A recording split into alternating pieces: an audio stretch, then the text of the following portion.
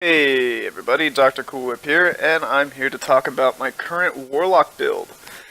With the new exotic pass, some of the exotics have changed, and one of them is Crown of Tempest, which is now, in my opinion, one of the most powerful exotics for Stormcaller to date. So the stat split that I'm using here is a 7-0-8 stat split. I know that you might think that's a little crazy to be running 0 resilience, but I am in fact a crazy man. So the cool thing about Crown of Tempest is that it now only requires 3 conduction tine, or it maxes out with 3 conduction tine stacks. Previously it was at 5. Each kill added a stack to the conduction tines, which reduces the recharge rate of all of your electric-based abilities, your grenade, your melee, and your super. Now you get more energy for those things. Really quickly, I'm going to be showing what I use for my mods and how I have my armor set up. Let's get back to Crown Tempest. So the main idea is that the more kills that you get with your abilities, the faster your abilities come back. So the entire premise of this build is to get kills with your abilities as well as other kills in general. So I will be using the top tree, which is the Attunement of Conduction, with the Crown of Tempests. Now, normally people will use Arc Buddies and whatnot, or at least previously, Arc Buddy was the preferred tree. But the Ionic Blink and the Chain Lightning has a higher propensity for getting kills with your abilities. I will be using Pulse Grenade, because Pulse Grenade does chain lightning to people that are damaged by Pulse Grenade, and that does a lot of damage. If it doesn't kill them initially, then I can always get some peak damage or some pick damage. The melee does also chain as well, so I can put damage on multiple targets with one effective melee at a good range. I'm using a Healing Rift because I'm favoring recovery. I do like Empowering Rift quite a bit, but in this case with this build I am favoring a Healing Rift. So now let's go over Crown of Tempest, the way that this works. Again, the more kills you get with your abilities, the better off you'll be in the long run, because your abilities will come up quite often. With chain damage and chain lightning happening on every pulse grenade, it's not uncommon to get 2 stacks with conduction tines and greatly reduce your grenade cooldown and your melee cooldown, and pretty much set you up for the long run pretty well. I really like the way that this build plays out. There's high mobility in this build. Again, I'm spec'd at 7-0-8, so having high mobility is very favorable. With Burst Glide, you have good map coverage. Burst Glide is also very effective in your super. So you burst forward, you can blink forward, and you can close the distance on people with that. It seems to be very good. So the weapon I'm using here with this has lightweight. It's Dire Promise. This is very sticky. Don't mind my kills. I just masterworked this. I just got around to it. Steady rounds, steady hand HCS, and triple tap. I have mine masterwork for handling, so I can pull it out as fast as possible. I think with this weapon I just favor stability as much as possible, because it's already very sticky and very consistent. And having that extra added stability for me personally is just what I prefer.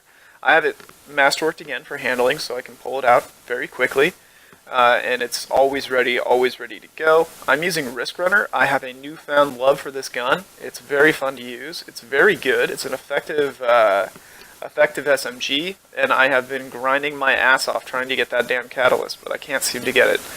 For my heavy, I tend to favor this. This is my Alone as a God. I use Snapshot Sights, Triple Tap, and then Arrowhead Break, again, for maximum handling. If you prefer stability in your snipers, probably go with Small Bore, or the top one, because you do get a little bit of an extra handling buff. But I prefer to use Arrowhead Break just for the maximum handling, so I can do quick swap no scopes. Try saying that 10 times fast, right? But this is a good gun. I have a lot of practice with this weapon, using Arrowhead Break. That's just what I've always had it on, so that's the recoil pattern that I'm used to. So let me go through a couple of different permutations that I use with this build. As far as weapons go, Crimson, Darkest Before, Badlands. This is more of like a comp build. If I'm going to be doing that, Crimson gives me health back. Basically grants me full health because of the recovery stat, full auto, small bore and quick draw on the Darkest Before. It's very effective. It does benefit greatly from having the recoil reduction mods in the arms and legs. So that is why I also have those in there. It seems to compensate for a lot of recoil-based issues. This is a Cami Cake special here. The Dire Promise Fighting Lion and Orwings Mauled. It's a very fun build. The End is also another build that I like. I like to use this in comp.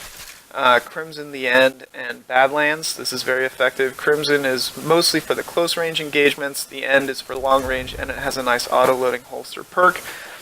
This is a more consistent build that I use pretty frequently in comp, is the Vigilant Swing and Soul Pariah with a Badlands. Again, Badlands is going to be something that's in there quite a bit. If I'm in a long-ranged map and I feel like using this and there's a lot of Arc Striders, I will use Garden Progeny with a Sniper Rifle and Risk Runner. It seems to be very good, and if it's close range as well, I'll also use a Shotgun. And then let's see here, what are the other permutations? These are just like good options here. Okay, so yeah, that what's it called, West of Sunfall? That's a good gun. You should definitely have that.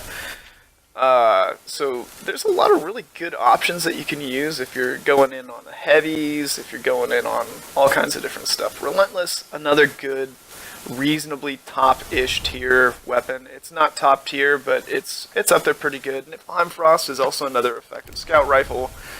Let's see here. Okay, so this is a cool build. I really love this build. West of Sunfall and the End both have auto-loading holster, so you can just always swap around. You don't have to worry about your reloads, it's always there. Swapping between your ranges, covering different angles, covering different ranges, and you're always backpack reloading. It's a very fun build to use. West of Sunfall and the End. Very interesting. And the End is actually a very effective scout rifle. Don't underestimate it. And again, it does manage to benefit from the recoil stability mods. One of my friends turned me on to using the Braytech M Mark II, whatever it's called. The non-exotic version of the Polaris Lance. It's actually a very effective long-range scout. Antiope, again, is a all-star of sorts. The Colony is also fun. I just finished the Catalyst on this, so that feels good. It's a pretty fun weapon to use in comp. It's actually fairly effective. But yeah, so Dire Promise, Risk Runner, and then, what's it called? I have to do this really quick. I'm really anal about how I have my weapons organized in my thing. But yeah, the main premise of this build is having a lightweight, Risk Runner, and then a Sniper Rifle for extreme ranges if I have to. So let's go ahead and jump into some footage really quick, and I hope you liked the breakdown of this build, and let's check out that footage.